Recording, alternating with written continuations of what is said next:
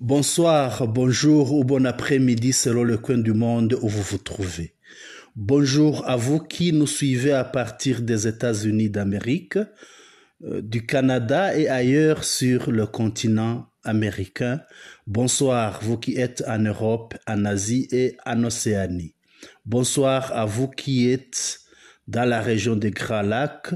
Bonsoir au Burundi, bonsoir au Rwanda, à Goma, à Rutshuru, à Kanyabayonga, à Kichanga, Mweso, Gashuga, Karembe. Bonsoir à Mushaki, Matanda, Kagundu, Rubaya, Bweramana, Kiroche. Bonsoir à Sake, bonsoir à Bihambwe. Bonsoir à tous et bienvenue aux ondes de Radio-Télévision Noruya Mashariki. Voici les principaux titres de notre édition française du 28 novembre 2024. À la une, des rudes affrontements en province du Sud en cette date du 28 novembre 2024. Affrontements entre les FARDC et alliés et l'ARC M23 à proximité de Pinga. FARDC exhibe de Wazalendo et trompe l'opinion que ce sont des éléments du M23. Témoignage d'un survivant du génocide des Tutsis congolais de Kivabi en territoire de Massissi.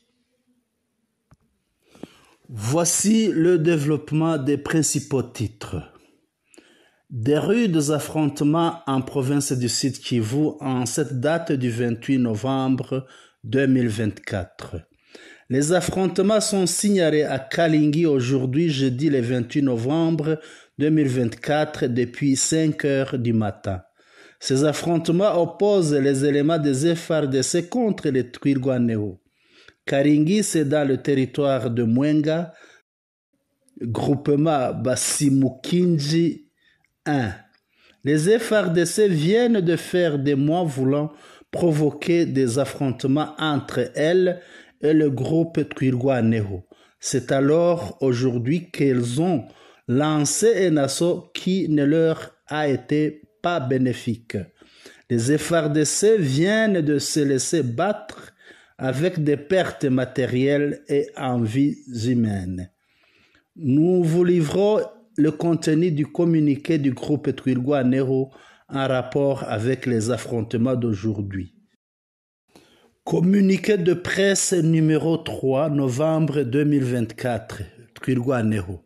Attaque meurtrière des FARDC contre les civils Banyamulenge à Kalingi.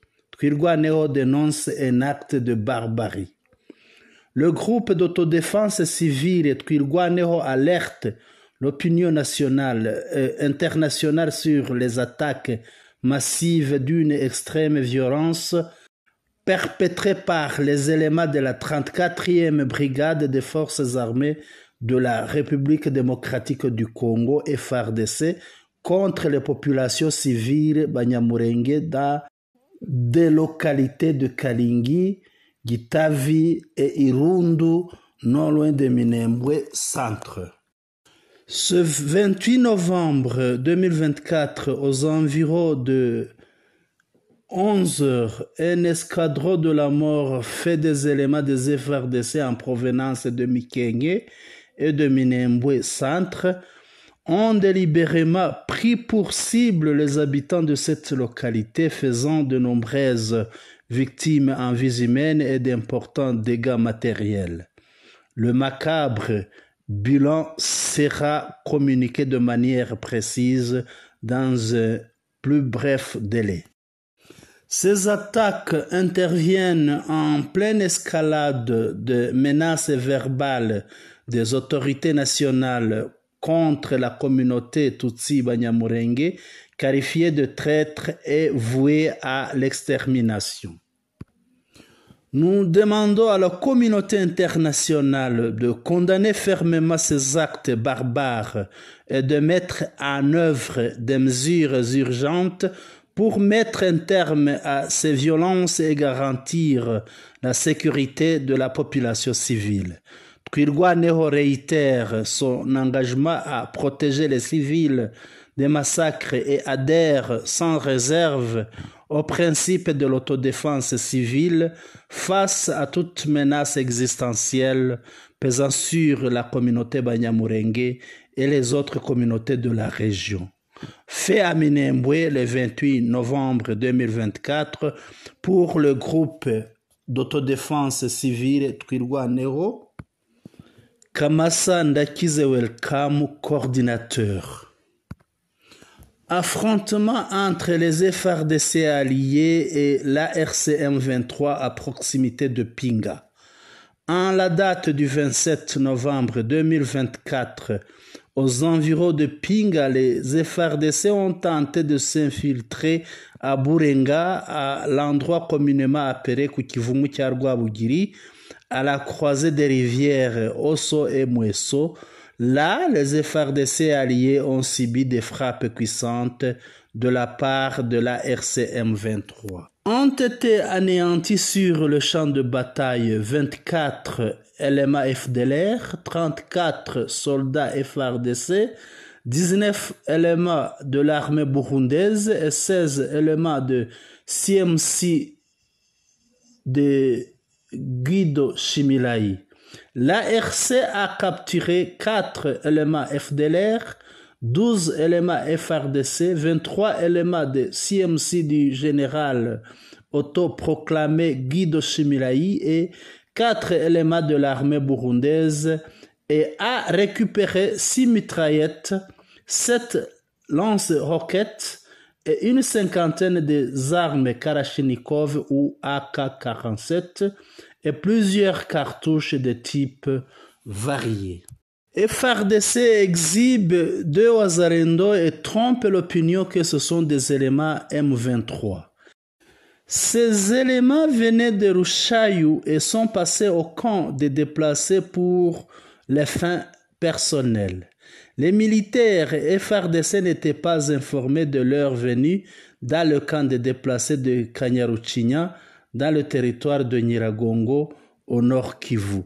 Les 2 éléments sont du mouvement Wazalendo appelé Gavé, du général Bahati Maroc, opérant à Numbi, en province du Sud Kivu, a confirmé le colonel Jean-Claude qui contrôle la zone de Rushayou après les avoir auditionnés par les officiers de la province.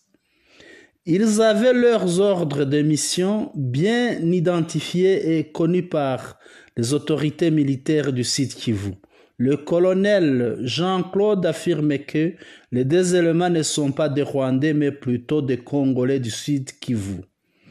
Comme l'avait dit le ministre congolais en charge de justice lors de propos quand il profanait les pays voisins, si les 2 éléments seraient des Rwandais, ils allaient être exécutés. Il faut noter que Rushayou, d'où il provenait, est un quartier général des FDLR où se trouve leur grande base. Félix Tshisekedi face à une gestion budgétaire chaotique, le constat de l'ODEP.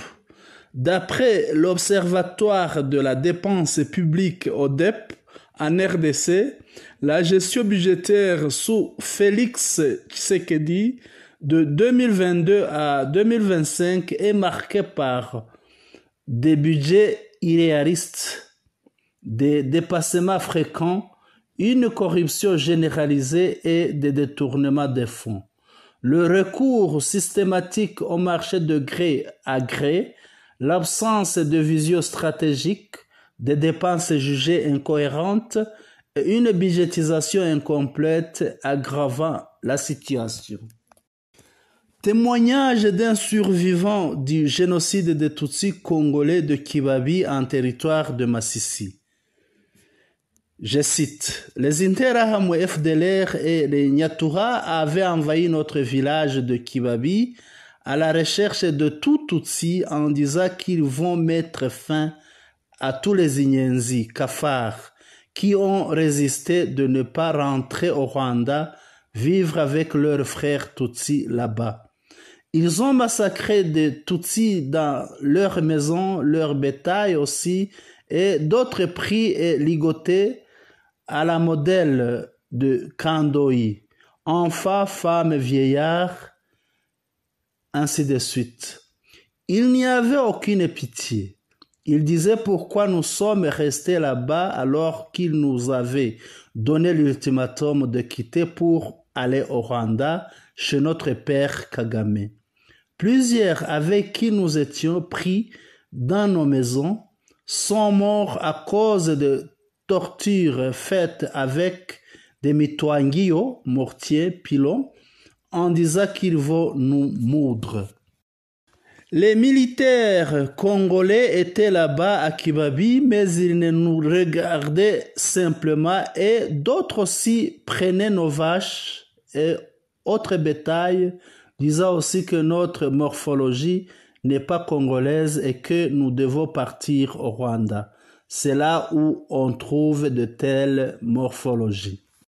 C'est vers minuit dans une pluie diluvienne que j'avais dit aux autres membres de ma communauté que nous devions profiter de cette occasion pour fuir. D'autres n'avaient pas la force à cause des blessures et ou fractures.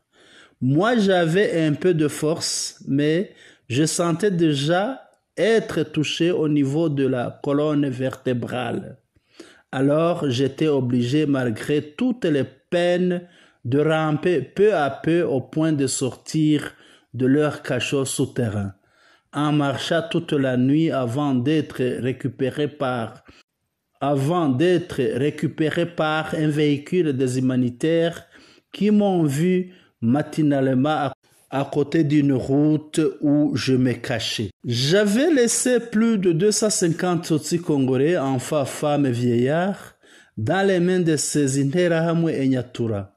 Je n'ai jamais entendu la nouvelle d'aucun d'eux jusqu'à aujourd'hui. Tous, je crois, bien exécutés, car s'ils auraient été libérés, j'aurais quand même su où certains d'eux sont, car certains étaient les voisins à la maison à Kibabi, et nous gardions ensemble des vaches. Aujourd'hui, je ne peux pas m'asseoir car mon bassin avait été endommagé. Je vis avec cette souffrance la plus insupportable. Triste témoignage des réfugiés Tutsis congolais et a fui les violences ciblées des FDLR et Nyatura à l'est de la République démocratique du Congo, faisant partie de la mosaïque Wazalendo, mobilisée, réorganisée et armée par le gouvernement congolais. Auditeurs et auditrices, nous vous remercions pour votre aimable attention. Les nouveaux, n'oubliez pas de presser sur subscribe qui se fait une fois pour toutes. Pressez sur like qui se fait une fois pour toute émission. Partagez aussi notre édition à vos connaissances et faites-nous vos commentaires. Bonne soirée, vous étiez avec Senhama.